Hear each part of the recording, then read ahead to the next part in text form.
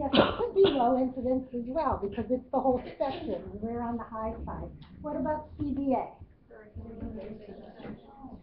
Curriculum-based assessment. Part of what we do when we're writing an IEP is we put information in from curriculum-based assessment. Is it going to be high? Yes, high incidence. Yes. What about FAS? High incidence or low incidence? Low incidence, usually, most often, low incidence. Number 5. Functional behavior analysis. High incidence? Yes. Yes. LEA? Local education agent. High incidence, low incidence. What is the LEA? What's that all about? Yeah, it has to actually be a person representing the, yeah, like a principal, special ed director, and we can also use it to describe the place that's providing the information. Okay, PE is as simple as it sounds. Physical education, which is a mandated part of every student's curriculum, and so in an IEP we have to make sure that we address physical education. Yes, it's part. PEL. Physical education vocation. Not quite. Anybody? You write them on an IEP. Present education level. The class. Yes, you hold the what? The class. The class. Yes. Tell me what that stands for. I always forget. Present level of academic function. Performance. It's the same as a class. It's the same as a class. How about RPII? Response to instruction intervention. But it doesn't matter, you've got it. And will that be part of your high incidence discussion? Yes, it will. We should have talked about Cal and class. Yes, they are part of high incidence. How about 10? What special education is? Give us the specially designed instruction. Specially designed instruction. Will that be part of high incidence? Only we would. Only special ed majors. Number 11? I have no idea. Speech and language therapy. That will be part of it. And number 12. Dramatic brain. Are there many more than this? Yes. Yes, yes. Notice that, have you gone to the Patan website before? Yes. If you go to that website, you can download a very colorful chart that has all of these PA ones. You don't have to memorize all of these, but certainly before you go out for an interview in your state, you want to know what they are in that state. So my advice would be search them out in the state that you're going to, where you're trying to get hired. Make sure you know them. Why? Why? Are they going to ask you, what's a class? What's a, no. So why am I saying that? Because we're probably going to use these acronyms in speech and already assuming Yeah. They're going to use the jargon. They're going to use these. And you might be like, whoa, not be able to answer the question, but if you understood, you would be able to. So that's just a little advice to you. And you should know the things that you might read in a case study somewhere. And so if you see something in a case study, go and look for it on one of those websites or search it out. There's lots of ways to search them out. Okay, what are the most prevalent academic groups of this high incident group of learners? What do you think the most prevalent, that they likely have a need for support in this academic subject? It should be pretty easy to figure out if you think about the highest incidence. Right, learning disabilities, that's usually the highest known problem with learning disability. 90% of the cases in learning disability have the problems with reading, and that's our highest incidence.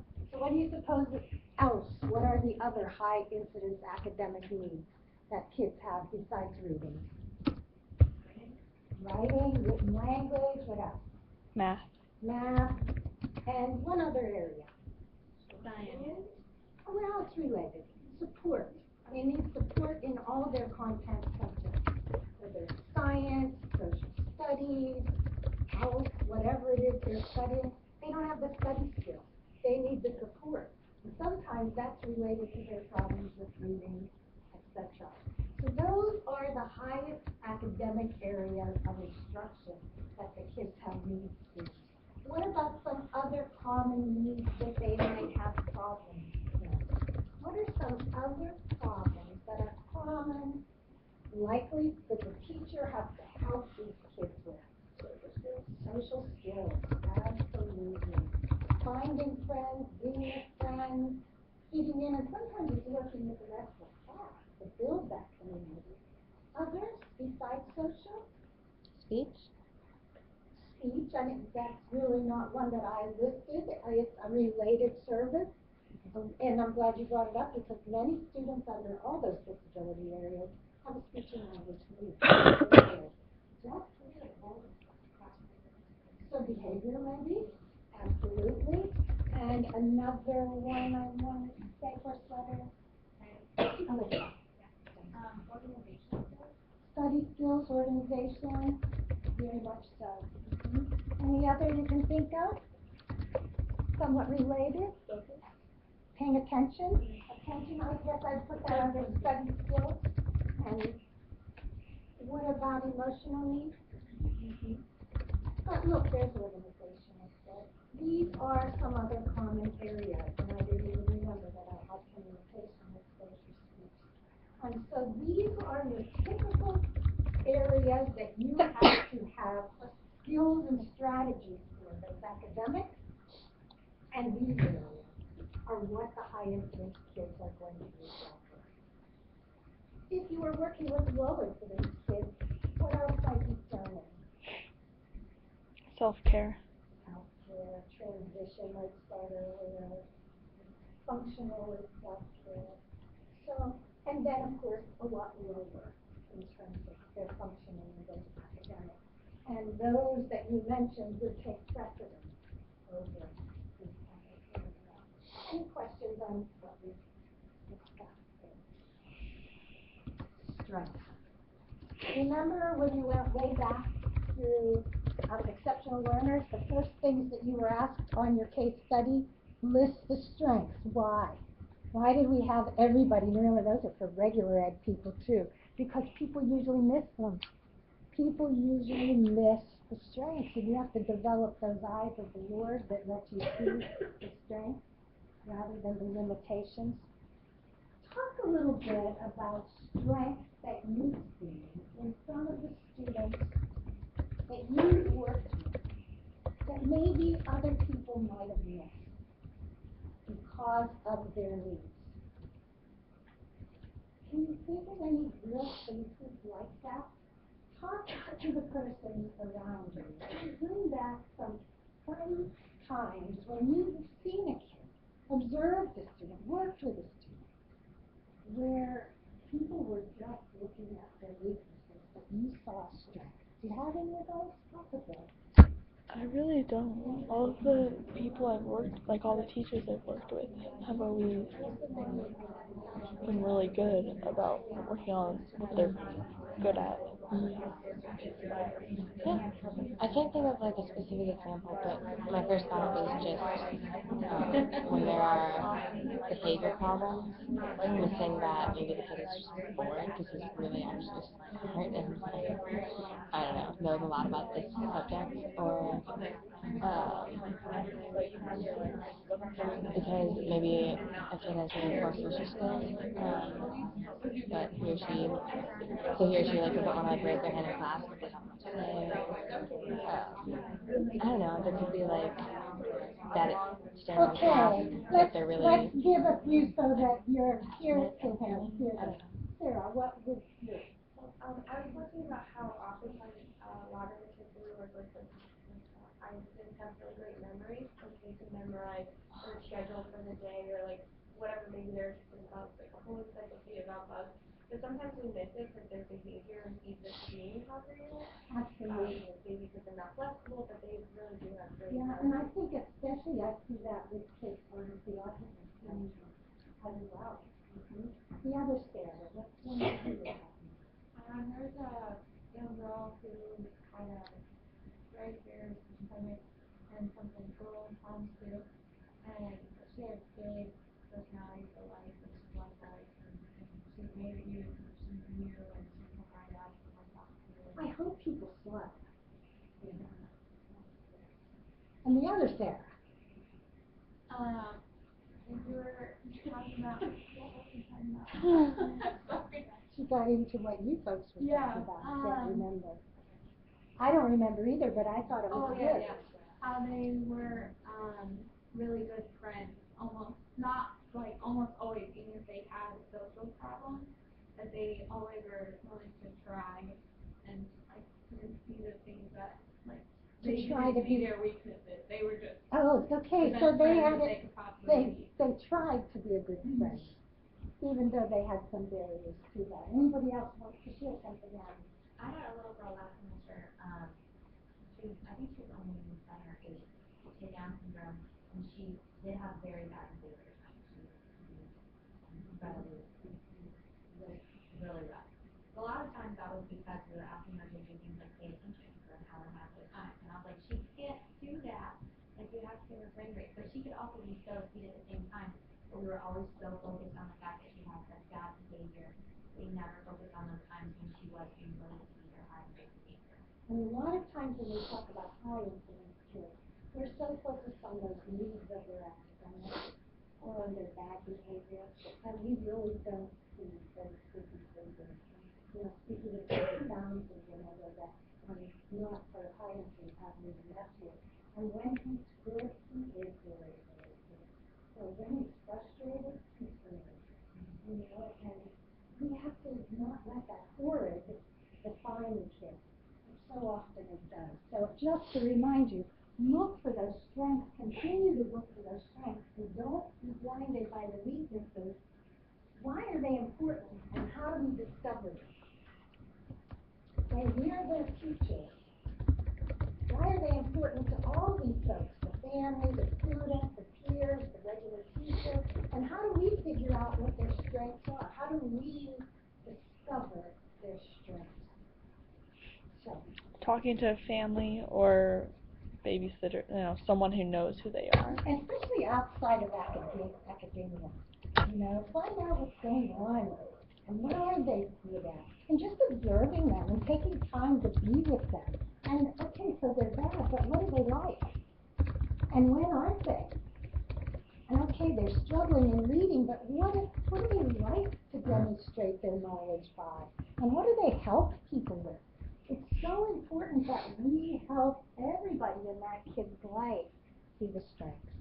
And so often we as teachers, we help them to see the weaknesses and strengths. Remember that when we studied in Ed Psych that a student will meet your expectations, and if your expectations are low, if you misbehave, you will. So have high expectations. Where will you communicate all of this strengths, weaknesses, goals? Where will you actually communicate those to parents, regular educators, maybe to the students themselves? And when? Will you formally, professionally be talking about those?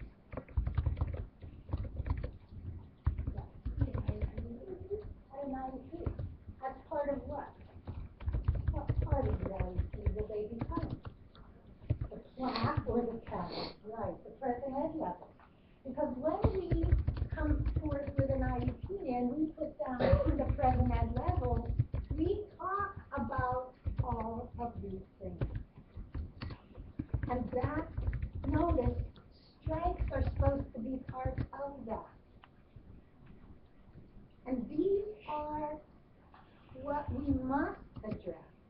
And have you written IEPs in any of your other classes? And have you written these parts of the IEP in some of your classes, or at least looked at them? And so that's where all of that comes in. You visited the Pecan website before. Make sure you go there and take a look at the Pecan annotated IEP that was just updated this past July. Did you already look at it in your last class, perhaps? Maybe you looked at the older one, very similar.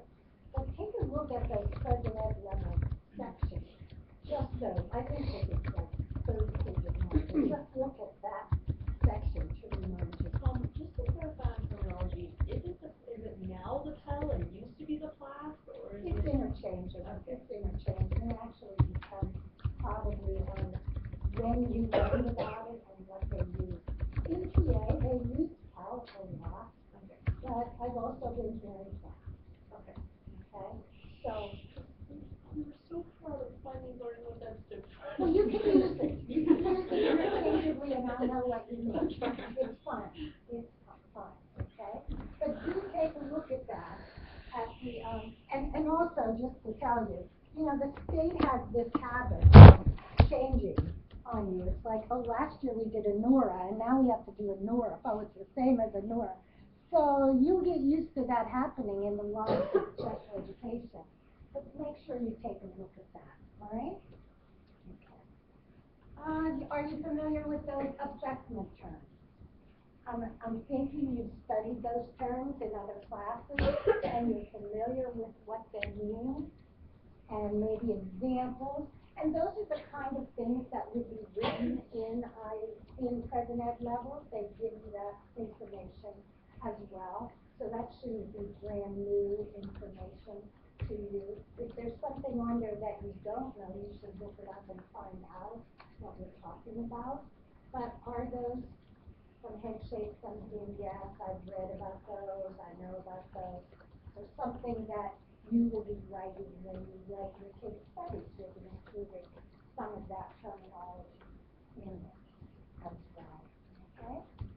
So we want to talk about the assignment that you'll have when you're going to be working in your case group.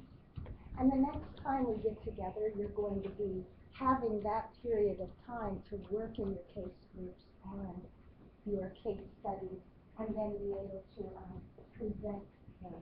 I think that's what it is.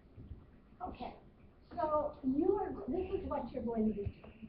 You're going to be preparing a handout, and I'll give you more detail on my handout of what that is. That handout is going to be electronic, and so you're going to put it out there. I haven't decided yet where. That's my next thing to decide. But I've decided that let's leave it electronic because it's going to have links on it. And so why not have it electronic? You are going to divide in your group 2 case studies. And you don't have to write this all down unless that helps you because I've got it on a handout. I want to tell you before I give you the handout.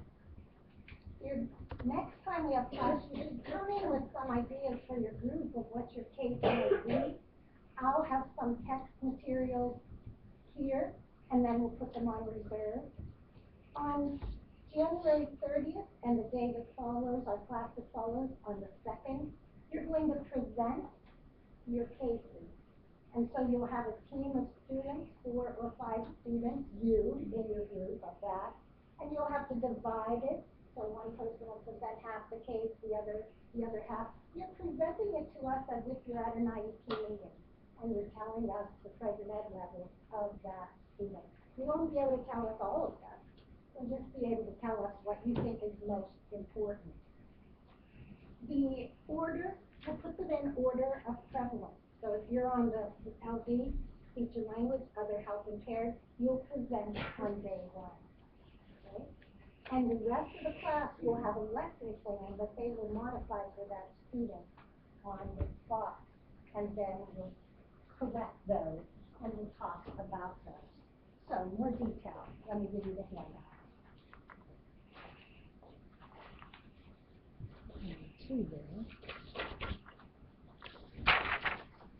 Can I get one extra from that? Yes, okay. Do you have one extra?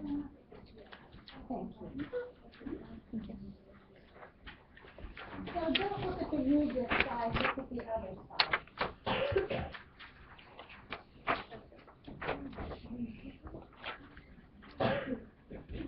Did you have any extra? Because I wanted to hear things.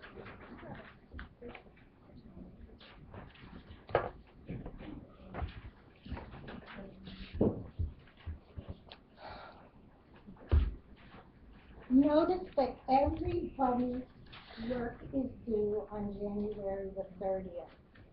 okay? So whether you're presenting first day or last day, first day, every group is going to hand me a folder. And that folder is going to say the name of your group, little disabilities, the members, and in it is going to be a paper copy of the handout, even though you're also going to have an electronic. I'm the only person who gets a paper copy of it. And it's also going to have a paper copy of the case students. You will also electronically have those out there on the 30th. On the day you present, you will have a paper copy of the case student for every student in the class. Right? Even though it's out there electronically, I think that the case student is better for you to have on paper, to circle, to work with, etc. Question? Yeah, where do we put it? I didn't figure that out. Okay. It's coming. Okay? I don't think you're ready quite yet for the Yeah. Okay. Notice what I'm looking for on this handout. Type the label up. Brief. Here's how these kids are usually identified. Here's some of the assessment tools. You can go back to your assessment class and maybe find that. What are some common needs of this group? Just a list. And then and notice I have N5 at the very end of that. You see what I'm talking about? Number 2, I have the ampersand sign and number 5. Because in a way, these could blend together.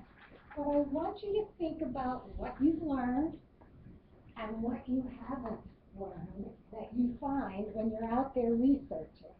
Are there some common syndromes that you haven't learned?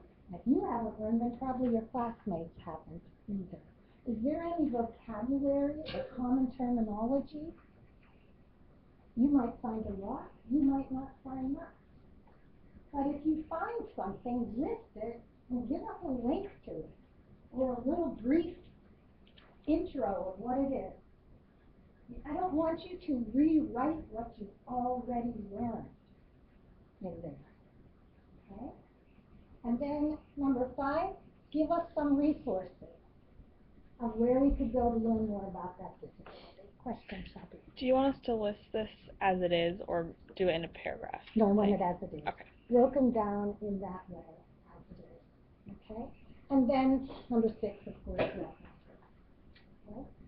Electronic so that your peers can go there and learn more. And so you're out in your classroom and you need a little brush up on something, you can go to this and find it. You are not going to present that. You're just going to have it out there. That's the extra stuff. Down below you see what you need on your case student. And I want you to use the format that you see there. So I'll see a number 1, a number 2, a number 3, okay? So everybody's will look similar in terms of that format. And you're writing about this student, telling us the age, all that you see there. Developing information so that it's really more than what would be in the PEL or the class, which would be your number 4. But we need some background information as well. So I want you to think about real people that you might have worked with, or that you can read about on the internet, or that you've heard about, or a combination of a number of people. It doesn't have to be a real person, but make them real to us. Notice I'd say, give us a picture. Pick a picture of a person. It can be a drawing, so it's not a real person, you know. Go on, make it real to us, because these are going to become the students in your class that we work on all semester. And so this is basically our class list and their folder of that student. And then you notice number 5. Some of what's down there in number 5 you might be addressing up in number 4, so you can just say social needs, C4D. And then you might include something else if there's more. Does that make sense of what we're looking for? Okay. And if there's other areas that are relevant, make sure you put that. And then also in your folder is going to be that division of labor document that tells me, how did you divide this? Who did what? Fine by everything. Maybe you're gonna get to the lesson plan, shape of the being class. Hold Are on. we writing a lesson plan that we'll pass out to everyone? No, I'll give you a lesson Okay. plan when you come in, and we'll actually all have the same, or sometimes I think I might have done 2 different lesson plans, and so I'll provide that. Okay. I might be picking people's brains if I can't find my lesson plan to say, give me a lesson plan to use, but yes. How do we know who's in our groups? Oh, It's now on the that's Google the Doc. Google Doc. Okay, that's the Google Doc that's out there, and so you can put them on there. But let's find out, okay? So, learning disability, raise your hand. Look around. That's the group that has 5, the only group with 5. What's the next most prevalent? Speech and language. Where are you? Okay, we have 4. Yes. Okay. By the way, when we say 2 cases, we want a young in the primary grades, you know, when we say that, let's go pre-K through 4, okay? And then we want somebody who's in 5 through 8.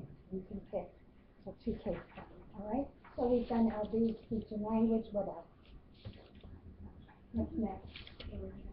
Other health impairment, attention deficit, where are you? I see 1 hand, 2 hands, 3, 4, okay. And then what? Intellectual disability, here's that. Got 4 hands, you see who you are? Okay, and then autism, where is that? 1, 2, 3, and probably Nadia. And then FED and see them?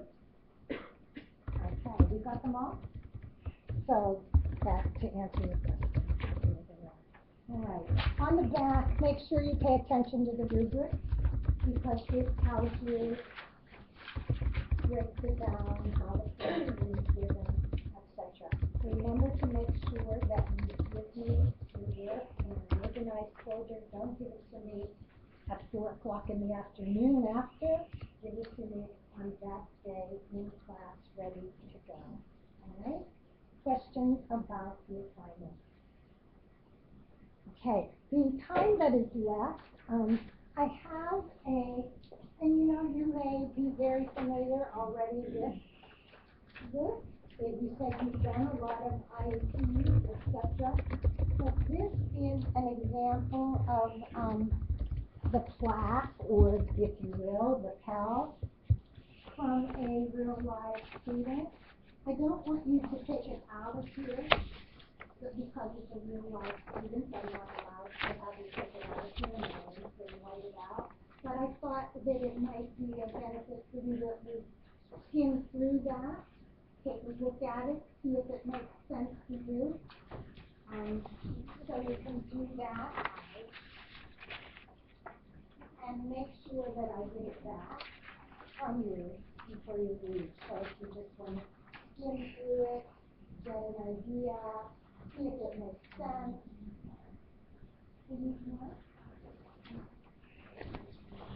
Anybody need another one? Oh, you can't take a look at any of it. Go ahead and just look through it, see if it makes sense to you.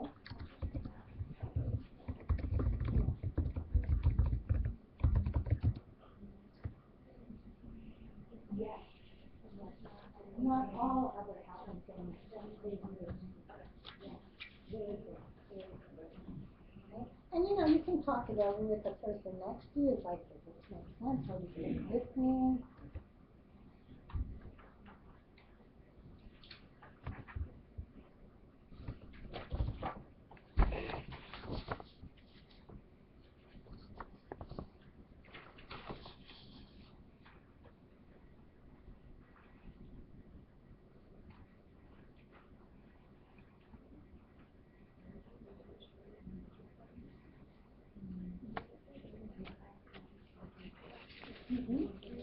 It's really specific.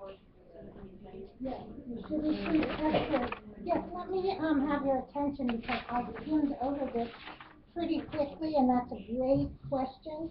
If you look on your blue sheet, and if you look under include the following on the case study number 4, It says tell information including at least 3 of the following types of data: summative information, CBA, formative. So you have to at least give us 3, and you have to make up text or data that's realistic there. And identify parenthetically, here's my example of summative. Here's my example of formative, or whatever of those you're going to use. All right? You aren't limited to 3. You can use more than 3, but you must include at least 3 when you're discussing A through F. Okay? Okay, good question. Any others? So give that some thought and some look, and if you have any questions, and then you're done whenever you run out of time. If your group needs to get together for a short period to say, let's have this, and we come together on Friday, you might want to have a little talk to each other. So people got that email. Don't forget, everybody's on it? You can just give me the orange sheet on your way out after you've had a chance to look at it.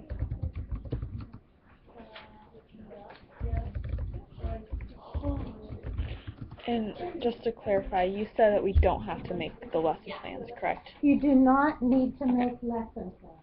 Correct. I will give you the lesson. Every group needs 2 case studies, one for elementary. So the upper one is the one engagement. It's transition is parentheses because it depends on,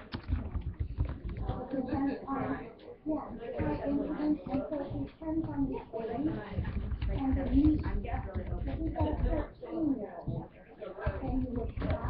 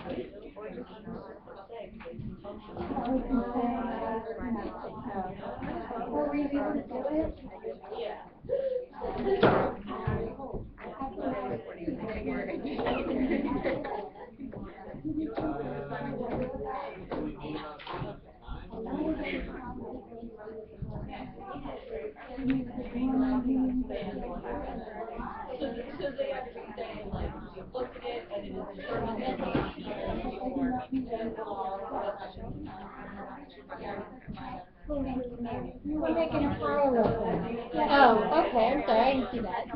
I didn't mean it.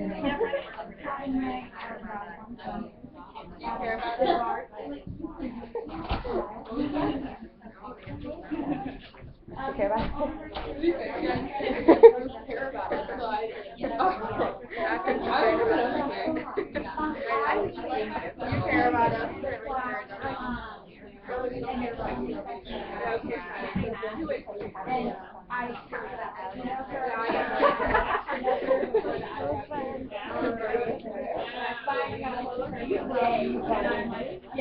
She's like, I'm loving Sunday. I have a great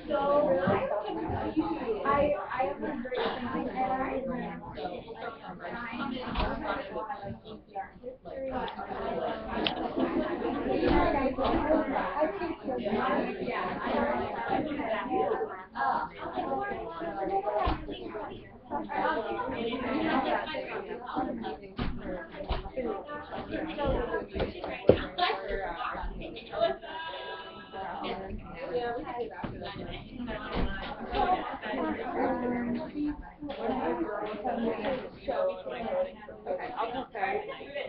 I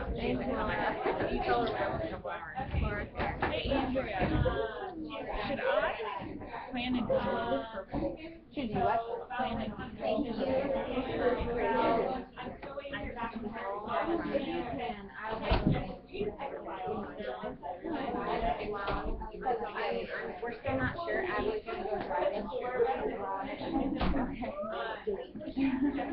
And we have three houses. I'm sure that like on the way back from school.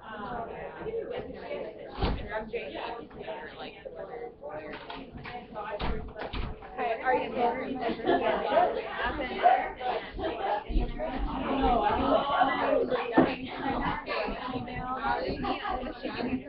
I put you at the baby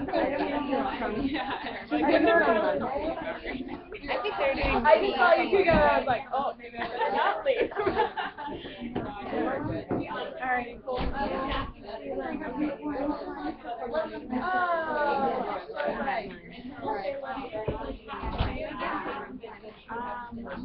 Oh, did you I have put that? You are, is it yours? Yeah, we work in Hillview, so we won the raffle. So now how are you gonna do it? Oh, we did that, but yeah. Like, I'll pick this and then I'll pick this. Because we each put like 20 tickets in two different baskets. Yeah.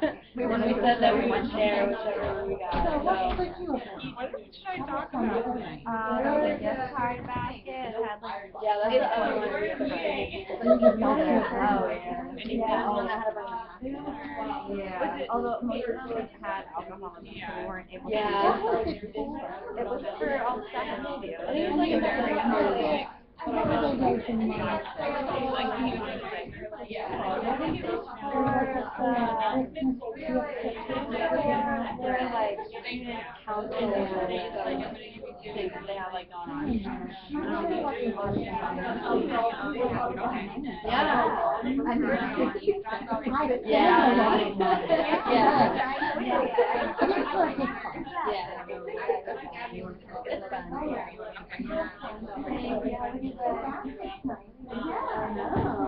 They're like, there's a huge tall stack.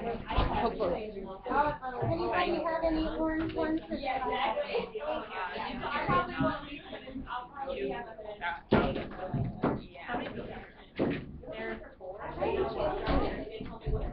It's so bright.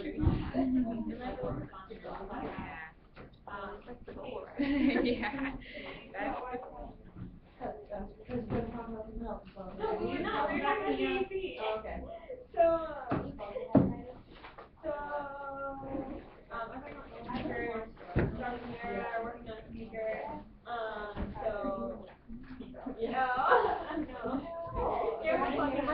Reminding me that they did I contact them. Did you contact him? They keep reminding me. Yeah, I I will. almost did it last time. Were you any of the transitions there? Yeah. Yeah. Were you a transition there? So, Okay, now. well, it was somebody we actually got yoga and. Huh? Oh my gosh. Me. Do you like teaching the upper levels more than